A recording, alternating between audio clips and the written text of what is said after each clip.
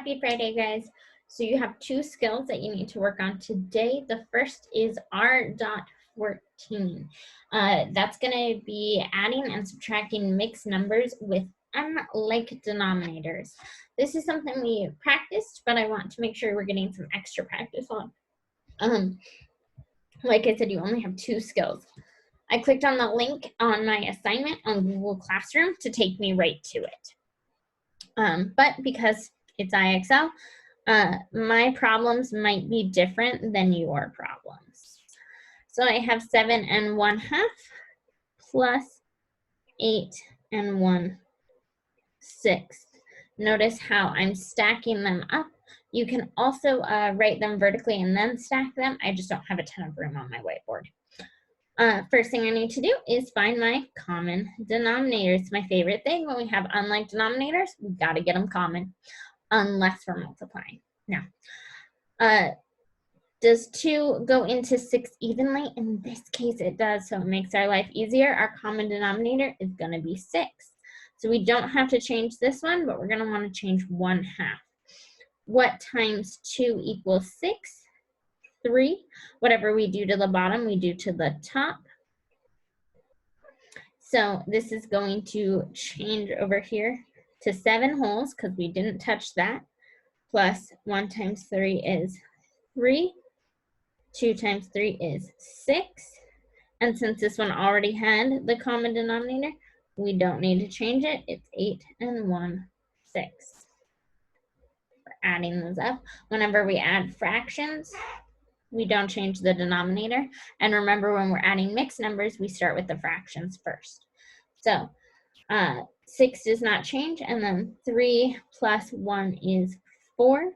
So we have 4/6 as our fraction, and then 7 plus 8 is 15. So we're going to write 15. Now, a big thing that we got to make sure we do over here is when we click on an IXL, we want to put 15 and then hit space. 4/6.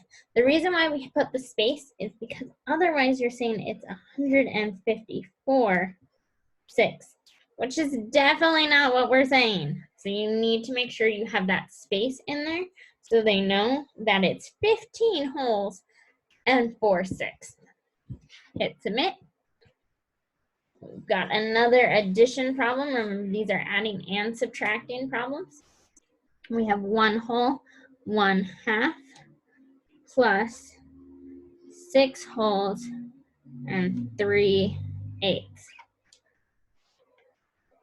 We need to find our common denominator first. Does 2 go into 8 evenly? In this case, it does. So 8 is going to be our common denominator. What times 2 equals 8? 4. Whatever we do to the bottom, we do to the top. So that means this is going to change to 1 whole and 4/8. And this one gets to stay the same. So we have 6 wholes and 3/8. And we're adding those up. Once again, we start with the fractions, and when we're adding fractions, our denominator does not change. So 8 is our denominator. 4 plus 3 is going to give us 7 as our numerator. 1 plus 6 equals 7. So when I type in my answer, I'm going to have 7 space 7/8. Remember, the slash is that same key as the question mark.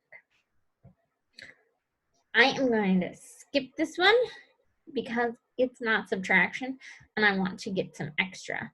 I would not recommend doing that for you because it drops your score, but I'm okay dropping my score right now. I get it. There we go. So this time we've got 5 wholes and 3/4. And we've got minus 4 wholes and 5/8. Before I do anything else, I'm going to get my common denominator.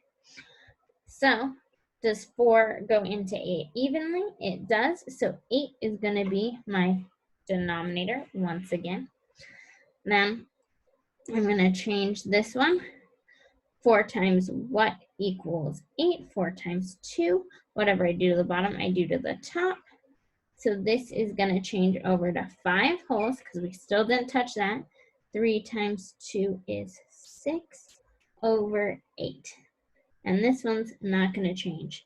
The reason why I made these into common fractions or common denominators before I started subtracting, because you notice at first you might have been a little nervous, like, you can't take 5 away from 3.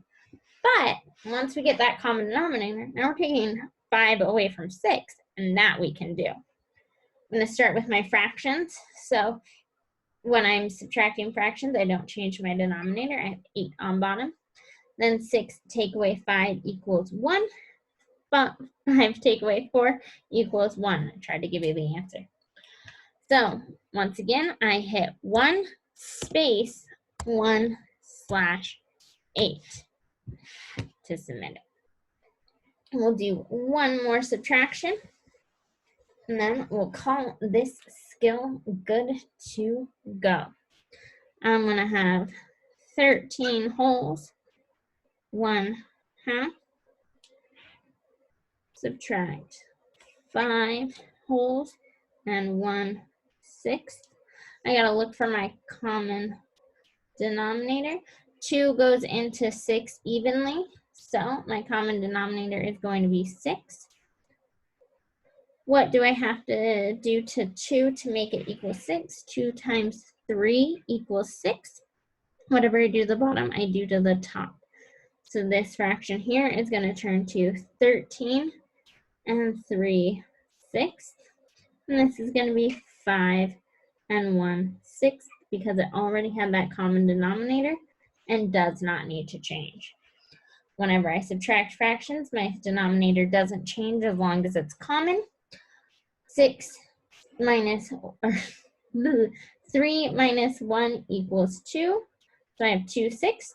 And then 13 minus 5 equals 8. So I'm going to come over here. I'm going to type 8 space 2/6 and hit submit. All right, guys, make sure you are starting with the fractions first and then going to your whole numbers. And make sure you are getting those common denominators before you even try to move on. And you should get all of these right. I think you'll be just fine. All right, have a great day and check back if you need help with the next skill.